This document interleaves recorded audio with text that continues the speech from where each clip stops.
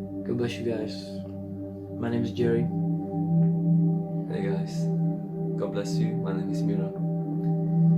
And I want to encourage you with this message that I was feeling today when I woke up. I read the Bible, and it was in Titus 2:14, and it says, let me just read it for you. It says, who gave himself for us to redeem us from all wickedness, and to purify for himself a people. In a different translation it says to purify himself for a nation,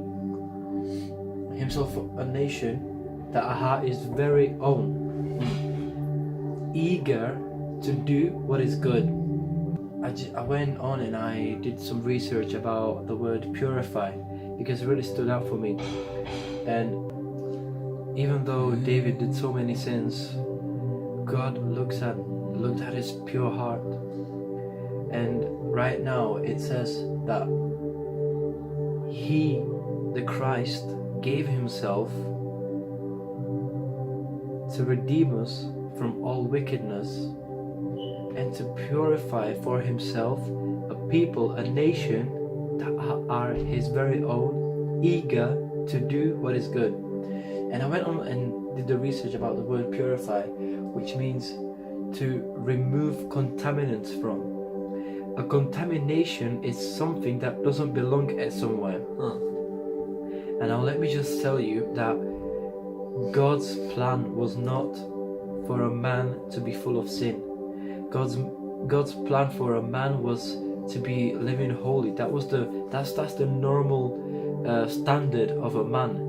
A sin is something that is contaminated. It's a contamination, and it should not be there. That's why he's saying to purify you. Yeah. He is going to decontaminate you from the sin and from the wickedness that you got from this world. Amen. And I love that, because he's saying that we are his very own. That's why he's willing to do it.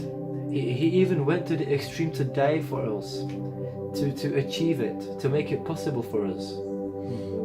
And I also went on and researched about the word eager, which means strongly wanting to do or having anything.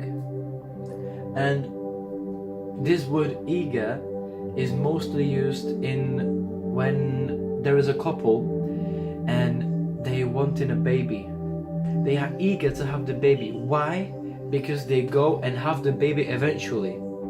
They are eager to have it. God has chosen us to be eager to do good in His eyes and to please Him with our actions and decisions, with our behavior. But also, and that is going to be like something that maybe we cannot do, but trust me, we can. We have to please Him with our mind too, and we can fulfill that with renewing our mind with His Word every day. Just get in the Word and just be like, God, speak to me today. What do you want? What do you want to put in my heart today? And when you say that, I'm very sure and I am 100% very positive that He will speak. Yes.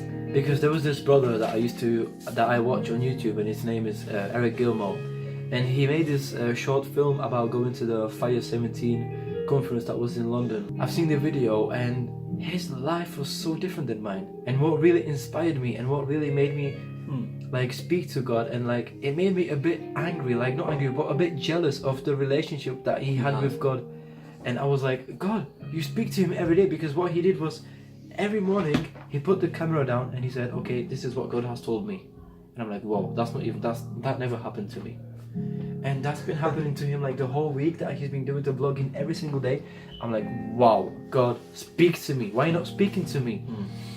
So I was just speaking to God, like, please God, open my heart so that I could hear your voice, because I want to hear you with my heart, not with my eyes, not with my ears, because if I hear you with my ears, it will go there and there, but if I hear you with my heart, it will stay in there.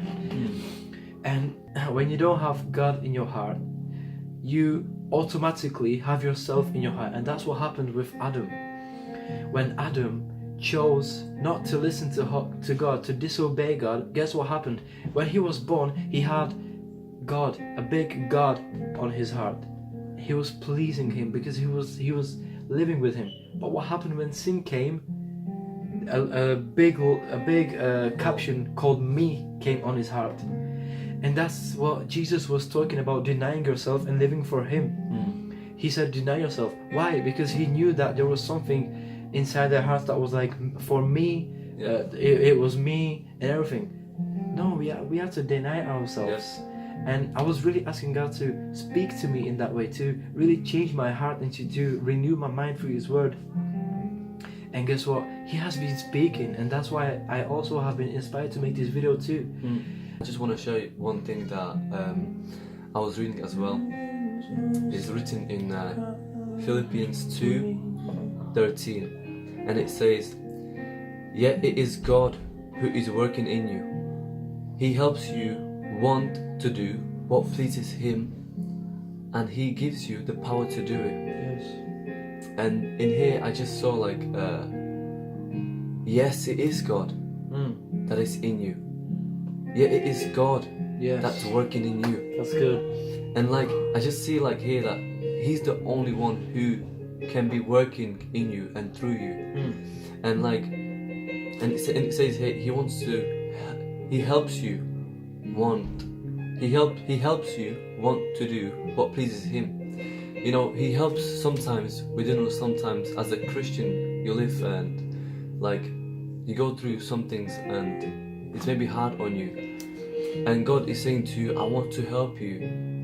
I want to help you to do like to do what pleases me. He wants to help you to do it. So you don't need to do it by forcefully. So you don't need to say, maybe I'm a Christian and maybe I'm not doing some things, so I'm not maybe pleasing God.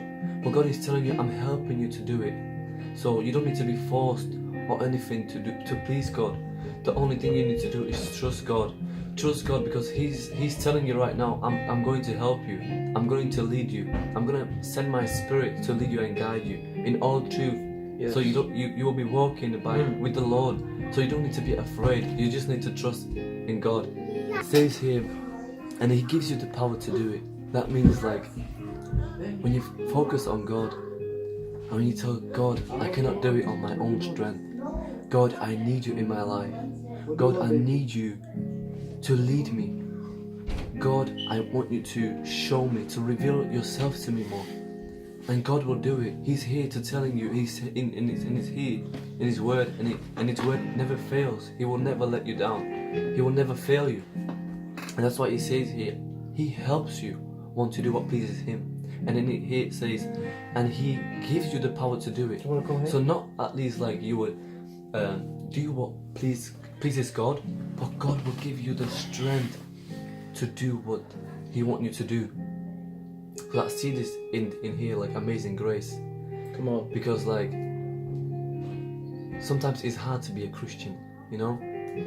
But as you see that God is always with you, God is giving you power, God is giving you wisdom and understanding, and that is really amazing about God. That He's saying, I'm always with you. I will never leave you nor forsake you. And I just want to tell you, since I'm speaking about pleasing God, I just want to say that you cannot please God without faith. There must be a faith to please God. Yes.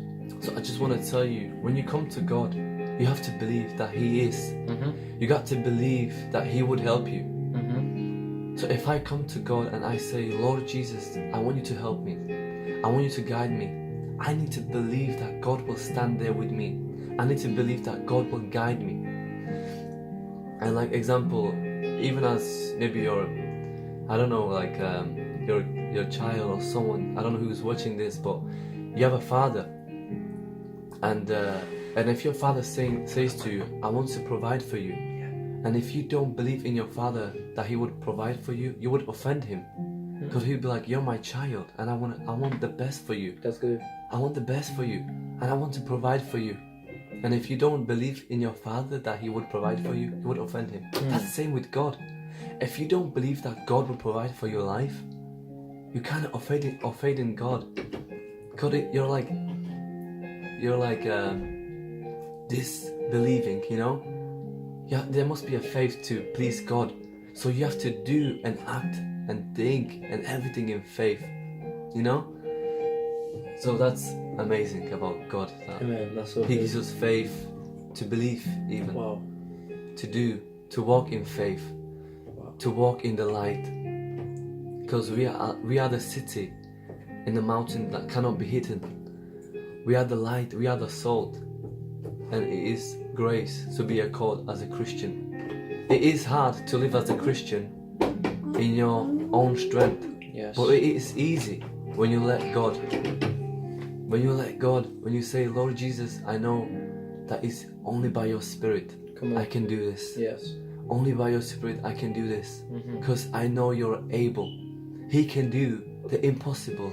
He can make the possible in your life. Because He's the only one who defeated death. He's the only one who Yes. resurrected. Yes.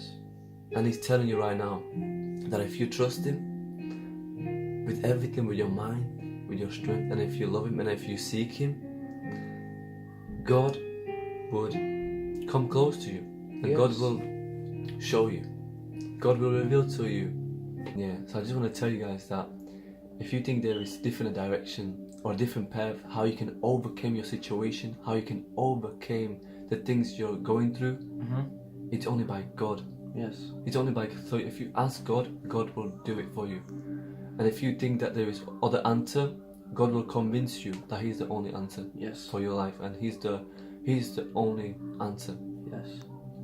Yeah, so I hope you open your heart for everything that we have been saying to you, because really think about what God is saying to you through us. Amen. Because He has been speaking to us for people, to minister to other people. Yeah, guys.